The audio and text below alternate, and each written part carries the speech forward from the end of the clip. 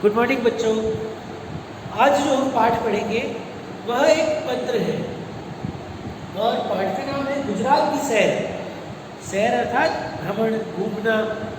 इस पे भी पाठ के अंतर्गत बताया गया है किस प्रकार से गुजरात की सैर की गई बच्चों के द्वारा और पूरा गुजरात भ्रमण किया गया, अर्थात गुजरात राज्य को घूमा गया, वहाँ की संस्कृति को जाना। हमारे देश की विशेषता है भारत की कि कोस कोस पर बदले पानी, कोस कोस पर बदले वाणी। ये कुछ ही दूरी पर, जैसे हम यहाँ से जाएंगे तो पानी बदल जाएगा, ठीक है। उसी प्रकार वाणी, वाणी अर्थात बोली भी बदल जाएगी। इतनी बोलियाँ बोली जाती है, इतनी भाषाएं बोली जाती है हमारे देश में। विशेषता है हमारे देश की, अनेकता में एकता।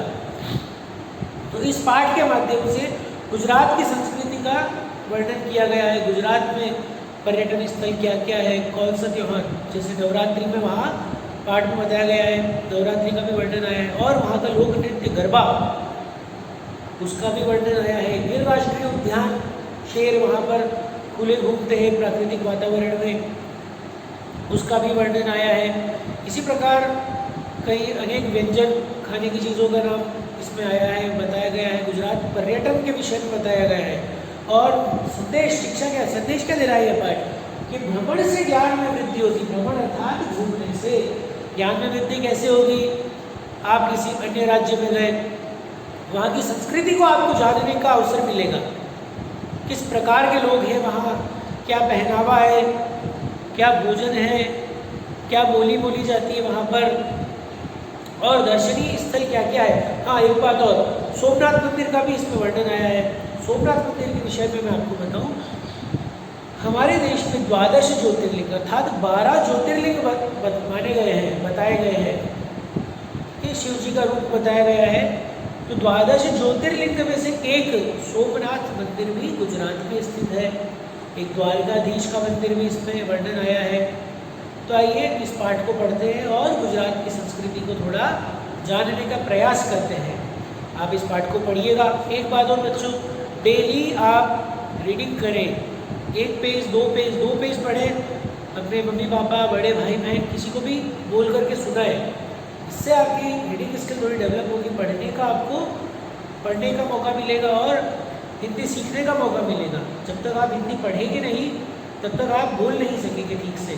हम बोल भले ही रहे परंतु व्याकरणात्मक दृष्टि से अशुद्ध बोलते हैं। इसलिए कम से कम 1 पेज डेली अपने मम्मी पापा या बड़े भैया, बहन, भैया, दीदी को पढ़ करके सुनाएं।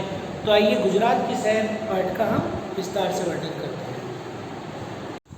चलिए बच्चों, अब हम गुजरात की सैर पाठ को पढ़ते हैं और इसके प्रश्नों को हल करते हैं। देखिए, तुम्हारा पत्र मिला, ये पत्र है। देखिए यहाँ दिनांक दे रखी है 25 अक्टूबर, तो हम कर देंगे 2021 कर देंगे, 21 चल रहा है। प्रिय स्नेहा, तुम्हारा पत्र मिला, पढ़कर खुशी हुई कि तुमने दशहरे की छुट्टियों में खूब मज़े किए। मैं और मेरा भाई केशव भी इन छुट्टियों में नाना जी के घर गुजरात गए थे। यह तो तुम जानती हो कि वहाँ नवरात्रि का त्यौहार खूब धूमधाम से मनाया जाता है। जगह जगह मेले लगते हैं। पहले ही दिन नाना जी ने मेला घुमाने का कार्यक्रम बनाया। हम मेले में पहुँचे तो हमने देखा गुजरात का गरबा नृत्य जो मेले में 4 चांद लगा रहा था। गुजरात का कौन सा लोक नृत्य प्रसिद्ध है? गरबा। गरबा देखकर मेरा भी मन मचल उठा। फिर क्या था, हमने भी गुजराती वेशभूषा पहनकर गरबा नृत्य का खूब आनंद लिया। वहाँ के लोगों का पहनावा कुछ राजस्थानी जैसा लगता है। लड़कियों ने घाघरा और चोली जैसे कपड़े पहन रखे थे। लड़कों की भी विशेष पोशाक थी जिसे चोरनों और कदयू कहते हैं। देखिए, लड़कियों की पोशाक है, इसे घाघरा और चोली कहते हैं और चित्र में जो दिखाया गया है, और लड़के ने जो पहन रखा है उसे चोरनों और कदयू कहते हैं। मेले में जाए और कुछ खा पी कर ना आए तो मौज मस्ती का रंग फीका पड़ जाता है। आप भी मेले में जाते हैं तो चीज़ें खा के आते होंगे वहाँ पर, ठीक है। उसी प्रकार इन्होंने भी मेले में बहुत खाने पीने की चीज़ों का आनंद लिया। नाना जी हम एक अच्छे से होटल में ले गए। नाना जी अच्छे से होटल में ले गए। वहाँ पर हमने गुजराती थाली का स्वाद चखा। गुजराती थाली का स्वाद है ना, गुजराती डिशेज़। ठीक है, व्यंजन क्या क्या थे उनका। यहाँ का खाना नमकीन भी लगता है और इसमें मीठेपन का स्वाद भी आता है। यहाँ पर हमने थेपला, खांडवी और ढोकला भी खाया। मेरा भाई अब थक चुका था, इसलिए हमें वापस घर लौटना पड़ा। अगले दिन सूरज की मीठी मीठी किरणें खिड़की से कमरे में मुझे जगाने के लिए आई, अर्थात धूप कमरे में आ गई। आज हमारा गिर राष्ट्रीय उद्यान घूमने का कार्यक्रम था। गिर नेशनल पार्क, गिर राष्ट्रीय उद्यान जो गुजरात में है, गिर में, उसे देखने का कार्यक्रम था। हम लोग 11 बजे के करीब वहां पहुंच गए। सच में यह राष्ट्रीय उद्यान किसी घने जंगल से कम न था। तेंदुआ, लकड़बग्घा, नीलगाय, सांभर आदि पशु पक्षियों के साथ हम यहाँ एशियाई शेर को देखने पहुँचे। देखिए, यहाँ पर शेर पाया जाता है गिर राष्ट्रीय उद्यान में। नाना जी ने बताया कि दक्षिण अफ्रीका के अलावा यह इकलौता स्थान है जहाँ शेरों को अपने प्राकृतिक आवास में रहते हुए देखा जा सकता है। गुजरात में हम जितने दिन रहे, नाना जी ने हर दिन एक नई जगह की सैर कराई। हम लोग सोमनाथ मंदिर, द्वारकाधीश मंदिर और पोरबंदर भी देखने गए। ये सभी गुजरात के स्थान है दर्शनीय। देखिए, सोमनाथ मंदिर हमारी संस्कृति में द्वादश अर्थात 12 ज्योतिर्लिंग में से एक है। 12 ज्योतिर्लिंग माने गए हैं भारत में, उनमें से एक सोमनाथ भी है। द्वारकाधीश, ठीक है, द्वारिकाधीश श्री कृष्ण का मंदिर है यहाँ। और पोरबंदर, गांधी जी यहाँ रहते थे, गांधी जी का आश्रम इत्यादि है। हम यह देखने गए। और हाँ, एक बात तो बताना भूल ही गई, नाना जी हमें कच्छ का रण भी दिखाने ले गए। कच्छ में रेगिस्तान है, वहाँ दूर दूर तक रेगिस्तान नज़र आ रहा था। सच में खूब मज़ा आया। गुजरात की यादों को कैद करके हम लोग वापस अपने घर दिल्ली आ गए। मेरा तो कुछ और दिन वहाँ रहने का मन था, लेकिन स्कूल की छुट्टियाँ जो ख़त्म हो गई थी। अच्छा, अब मैं विदा लेती हूँ। अंकल और आंटी को मेरी नमस्ते कहना। तुम्हारी दोस्त शिवानी। देखिए बच्चों, यहाँ पर पत्र लिखने का तरीका बताया है। देखिए किस प्रकार लिखा गया है। यहाँ दिनांक लिखी गई, फिर जिसे हम पत्र लिख रहे हैं उसका नाम लिखा गया, फिर पूरा पत्र लिखा और अंत में जो लिख रहा है उसका नाम आ गया। और देखिए इससे क्या संदेश मिल रहा है हमें। भ्रमण से ज्ञान में वृद्धि होती है, घूमने से ज्ञान बढ़ता है। चलिए अब यहाँ पर शब्दों के अर्थ है। पत्र, चिट्ठी, नृत्य, नाच, पोशाक, पहनने का कपड़ा, आवास, निवास स्थान, धूमधाम, उल्लासपूर्ण, आनंद, उल्लास या हर्ष, उद्यान, वन या बाग, कार्यक्रम, क्रमिक रूप से किया जाने वाला कार्य, इंग्लिश में इसे प्रोग्राम कहते हैं।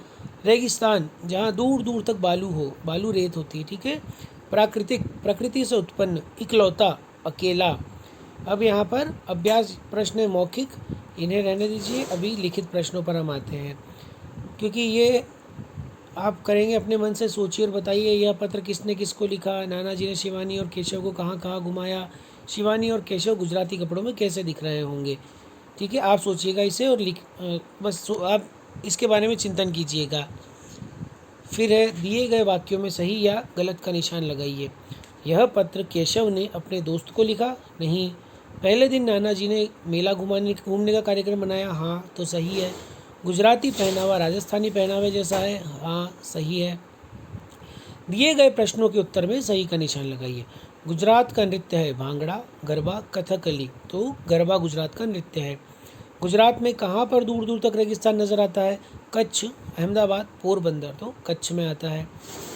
गुजरात के मेले में लड़कों और लड़कियों ने क्या पहन रखा था। लड़कियों ने घाघरा और चोली जैसे कपड़े और लड़कों ने चोरनों और कदयू पहना था। किन्हीं 3 गुजराती व्यंजनों के नाम लिखिए। थेपला, खांडवी और ढोकला। दूसरे दिन नाना जी बच्चों को कहाँ घुमाने ले गए, वहाँ उन्होंने क्या क्या देखा। तो गिर राष्ट्रीय उद्यान ले गए, वहाँ उन्होंने तेंदुआ, लकड़बग्घा, नीलगाय, सांभर व एशियाई शेर आदि देखा। राष्ट्रपिता महात्मा गांधी का जन्म गुजरात के किस शहर में हुआ था। पोरबंदर। गर्मी की छुट्टियों में आप कहाँ पर जाना पसंद करोगे और क्यों। पर्वतीय क्षेत्रों में, क्योंकि वहाँ पर मौसम ठंडा रहता है। अब देखिए, किसी प्राणी, वस्तु, स्थान, भाव आदि के नाम का बोध कराने वाले शब्दों को संज्ञा कहते हैं। जैसे राहुल, ताजमहल, लड़का, मित्रता, खुशी। तो दिए गए वाक्यों में संज्ञा शब्दों पर गोला बनाइए। शिवानी और केशव अपने नाना जी के पास गए, तो शिवानी, केशव और नाना जी संज्ञा हुए। वे गुजरात में रहते हैं, गुजरात संज्ञा हुई, स्थान हुआ ना। हम एक अच्छे से होटल में गए, होटल संज्ञा हुई। सोमनाथ मंदिर देखने में बहुत सुंदर है, तो सोमनाथ मंदिर। शिवानी और स्नेहा दोस्त हैं, शिवानी और स्नेहा यहाँ संज्ञा हुए। संज्ञा के 3 भेद होते हैं, व्यक्तिवाचक संज्ञा, जातिवाचक संज्ञा और भाववाचक संज्ञा। किसी विशेष व्यक्ति, वस्तु अथवा स्थान के नाम जैसे रोहन, आगरा, ये व्यक्तिवाचक। जो शब्द पूरी जाति के बारे में बताया, जैसे लड़का, शहर, जातिवाचक। जिन शब्दों से गुण, दोष, अवस्था आदि की जानकारी मिली, जैसे बचपन और हंसी। अब देखिए, रेखांकित शब्दों में संज्ञा का कौन सा भेद है, सही का निशान लगाएं। गुजरात भारत के पश्चिम में है, तो भाववाचक, जातिवाचक या व्यक्तिवाचक? तो इसमें है गुजरात में व्यक्तिवाचक संज्ञा होगी। तुम्हारा पत्र पढ़कर खुशी हुई, व्यक्तिवाचक संज्ञा, जातिवाचक संज्ञा या भाववाचक संज्ञा? तो इसमें है भाववाचक संज्ञा। लड़कियों ने घाघरा चोली पहनी थी, व्यक्तिवाचक संज्ञा, जातिवाचक संज्ञा और भाववाचक संज्ञा? तो जातिवाचक संज्ञा। केशव ने गुजराती वेशभूषा खरीदी, इसमें भी व्यक्तिवाचक संज्ञा। मेरे नाना जी गुजरात में रहते हैं, इसमें जातिवाचक संज्ञा होगी। दिए गए शब्दों के अंत में ता लगाकर भाववाचक संज्ञा बनाइए। देखिए, सुंदर, सुंदरता, शत्रु, शत्रुता, सफल, सफलता, कोमल, कोमलता, मित्र, मित्रता, कठोर, कठोरता। अब देखिए, चार चांद लगाना, पाठ में आए इस मुहावरे का अर्थ लिखिए और वाक्य प्रयोग कीजिए।